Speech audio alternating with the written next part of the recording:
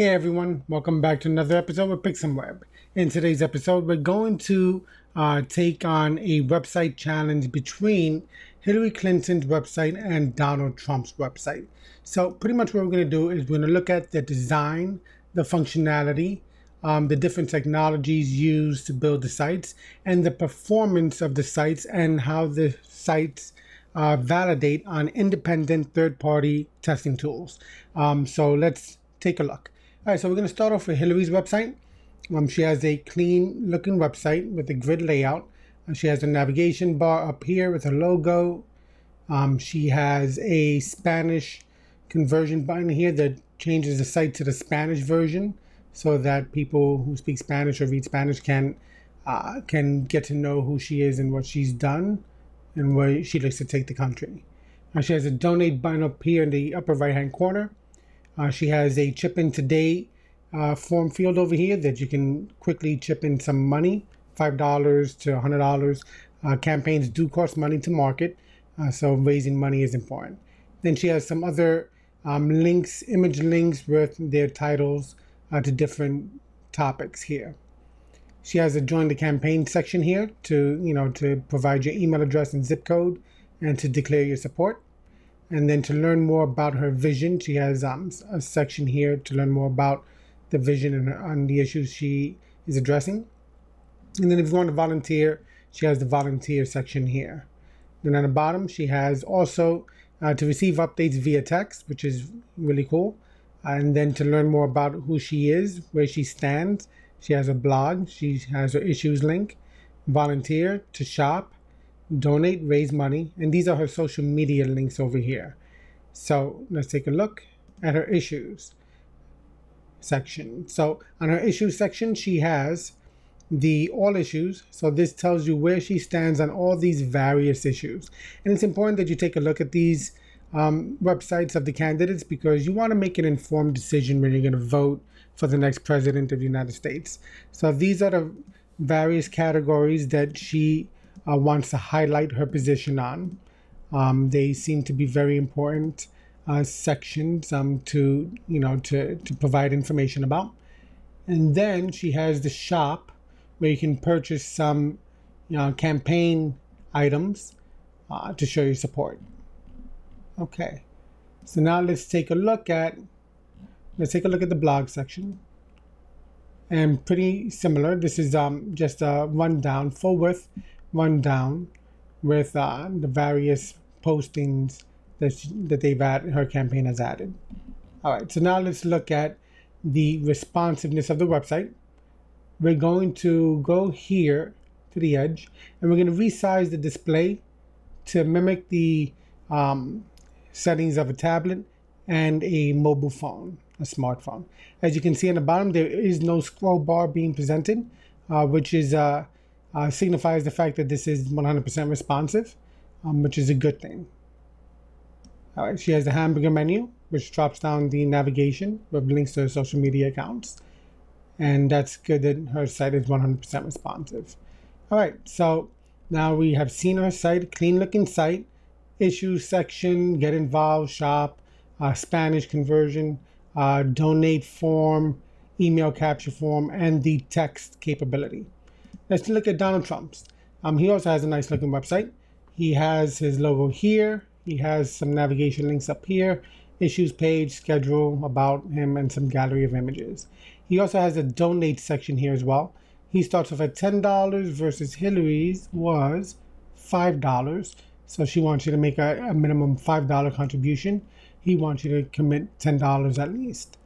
All right, so he also has an email capture form. He's also taking advantage of the text Trump to keep up to date with what he's doing and saying, which is always interesting.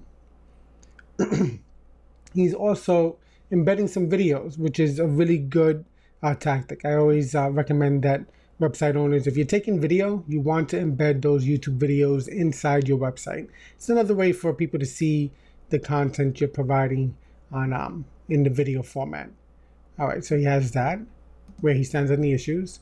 The issues pages are some of the most important ones because this is where you get to understand, where the campaign of the candidate is focused on, what their goal is, where they stand on the issues that may be important to you as an individual. And then he also has a shop section here so you can purchase some products as well. So they both look very similar.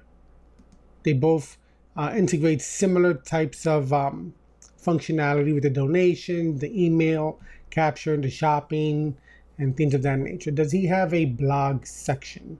Let's take a look. I don't see it on the top, maybe on the bottom. I don't see a typical blog link, but he does have the issues link schedule, so you can see what his schedule is like, and the about him, and get involved, positions, media. So not everybody needs a blog functionality, and it seems that Hillary has integrated it into hers, and Trump has not integrated it into his. All right, so now let's look at the responsiveness. We're going to test it out as well. We're going to resize the display to see how it reflows. As you can see here, we do get presented with a scroll bar on the bottom. That means that this website is not 100% responsive. It reflows to the size of the display, but it does have some scrolling issues based on the pixel width. So that might be like a tablet size view. So, and you see he has the hamburger menu here as well. But I am concerned about that scrolling impact, because that is a user interface issue, a UX design issue that needs to be addressed. But once you get smaller, like to the smartphone level, it does flow properly. So it is rectified at the smaller screen sizes. And then there's the drop down. All right, so on the smaller screens, it's fine. When it gets towards like the tablet sizes, depending on the tablet you're using, will determine how it's viewed. I'm pretty sure on the iPads it's fine, but with some of the various sizes of other types of tablets, you might run into some scrolling issues. So that's my only issue in terms of the responsiveness. Otherwise, they're both pretty similar with the hamburger drop-down menu. All right, so now we're going to take a look at how these websites are built and what technology is used. This is a website built with. What you do is you put in the URL, and then it'll scan the website, and it'll let you know what technology is being used to develop the site. So I'm just going to show you some basic information. The web server is the Varnish web server. These are the name server providers, the email services that they're using, the SSL certificates. The hosting provider here is Amazon. The content management system is Greenhouse. Advertising that they're using. The analytics and tracking information is done by Google and Yahoo and DoubleClick and Optimizely and some other metrics that they gather. And these are the JavaScript libraries that she's using. This is some of the information that you get with the built with website. There's like a Donald Trump's.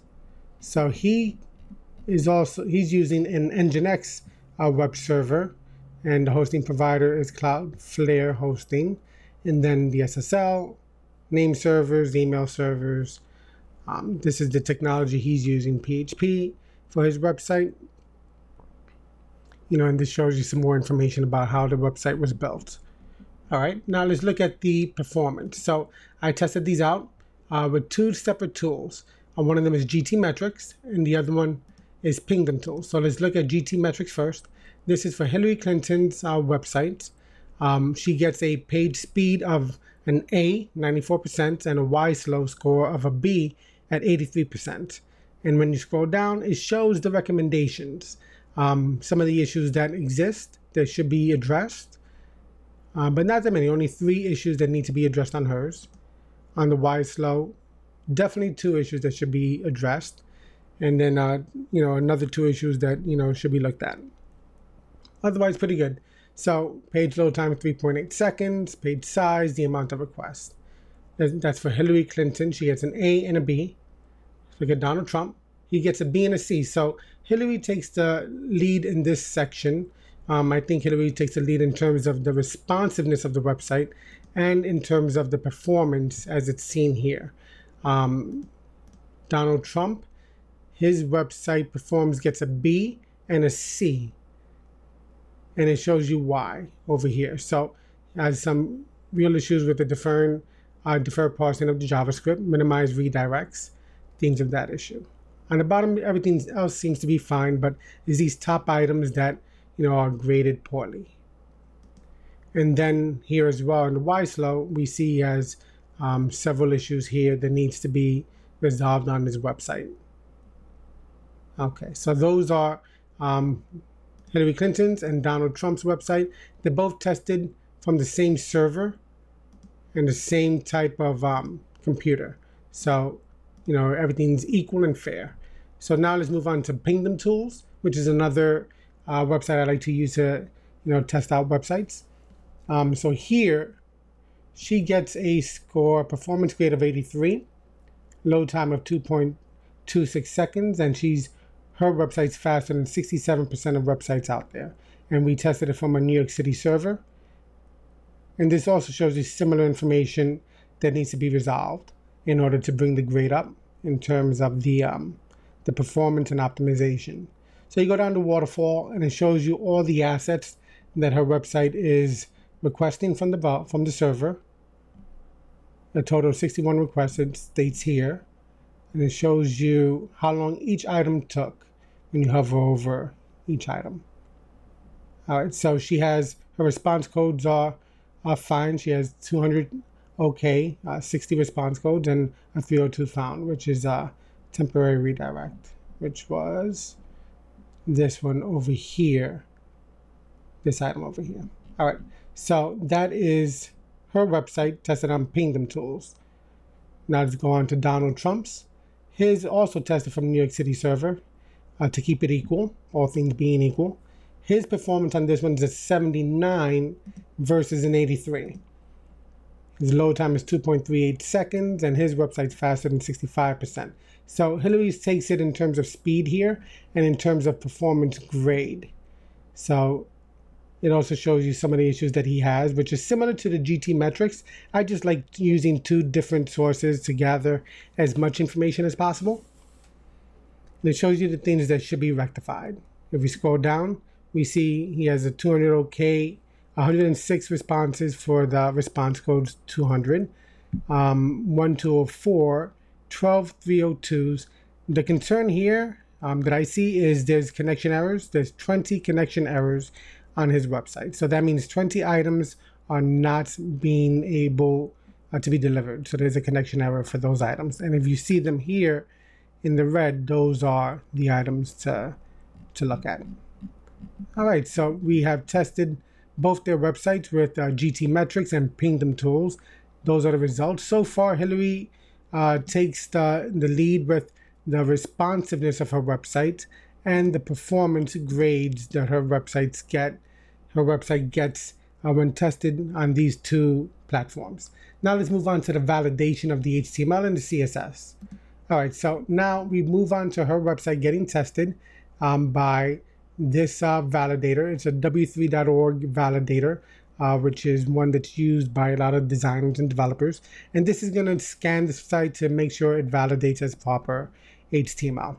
All right, so she does get some issues, some errors and warnings on her website.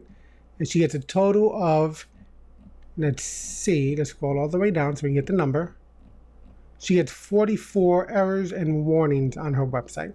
So these are the areas that need to be addressed in terms of the output of the HTML to make sure that it validates properly. Again, this is more for designers and developers than it is for the end users. This is what, when you take pride in your code, you want to make sure that your code validates.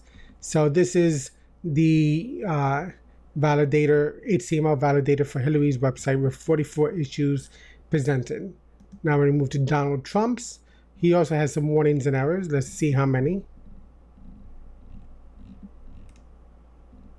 So he has 25. So versus, we're going to go down, 44. So Hillary Clinton has 44 HTML issues, and Donald Trump has 25 HTML issues. So these are the things that should be addressed that are not validating properly, the errors and warnings. So Donald Trump takes the lead in terms of the HTML validator. So Hillary's doing better in terms of the responsive design and in terms of the performance, but Donald Trump's website does better in terms of the validation of the HTML. Now we're going to check out the CSS. All right, so Hillary Clinton's website has 138 CSS errors on her website in the design and styling of her site.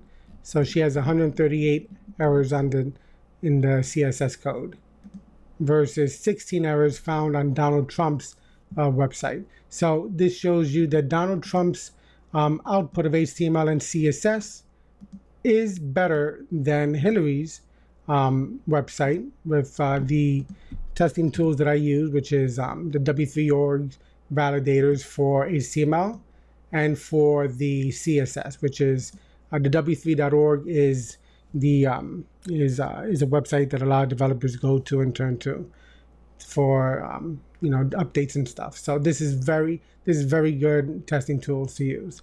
So Donald Trump's website does better in terms of the HTML and CSS, but Hillary Clinton's website does better in terms of the performance, which is what the end user ultimately is going to see being displayed on their devices. So what is the takeaway here? Well, both websites look very clean. When you navigate through them, you see very similar technologies being presented. You have the donation forms, you have the email capture forms, you have the text forms. I like the fact that Donald Trump is using video on his website because that's another way to engage and to display content. But I also really like the fact that Hillary has this Spanish conversion button here to convert the website into a Spanish website. That is a really good feature to have, especially if you're looking to get the Latino vote in for the election cycle. She does have a YouTube channel, but she's not featuring the videos here that I can see easily. So she does have a blog. So in those blogs, she might have some videos embedded, but it's not featured prominently on the front page like Donald Trump's is. All right, so the takeaway here is both websites are, very similar in terms of functionality and design. Their technologies are somewhat similar as well. The performance is best for Hillary, overall performance, but the validation of HTML and CSS, Trump takes the lead over here in terms of those two items. Now, what I recommend is for everyone that's going to vote in this election cycle, if you're able to vote, you should vote. It's very important to get involved. Take a look at the issues pages of both candidates so you can see where they stand. I mean, I know we pick up the newspaper or we watch TV and we hear the rhetoric and we hear what they say and what people say about what they say. But really, do you want other people to make the decision for you? It's good for you to, go visit their websites, take a look at the various stances that they're taking, because that gives you an idea of, where they plan on taking, our country.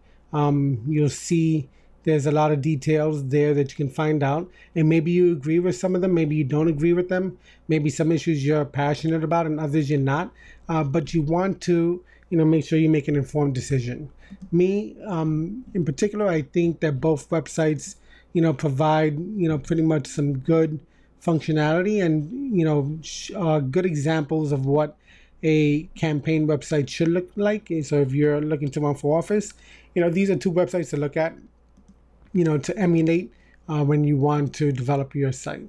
If we look at Hillary's navigation bar, we see when we scroll down, it's a fixed navigation bar, so that's something to point out, where Donald Trump's is not. So the benefit of the fixed navigation bar is that it's always there. So that's pretty cool. You could always easily navigate to another section without having to scroll up. Donald Trump does not have that, but it's not a must, and it's some people are not fans of the fixed menu. So it's really just a design choice. Again, take a look at both websites and test them out if you're a developer, a coder, or designer and want to test them on the tools just to verify the information. But again, these are third-party tools, independent, and I kept them at the exact same server locations so that way they'll be fair and equal.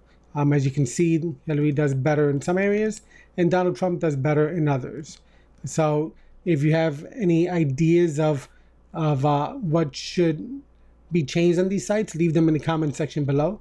If you let us know which sites you like better in terms of the design, functionality, and flow. Leave those recommendations and ideas in the comment section below as well. And don't forget to subscribe, because in the upcoming videos, I'll show you more about web design and development, different technologies you can use to build your websites from, HTML, CSS, JavaScript, PHP, MySQL, WordPress, and also how to promote your website on various social media channels and email marketing. So subscribe to our channel, leave your comments in the comment section below, and take a look at the candidates' websites and learn more about where they stand and who they are. Hopefully you enjoyed this episode. Give us a thumbs up if you did, and I look forward to seeing you in the next episode. Take care.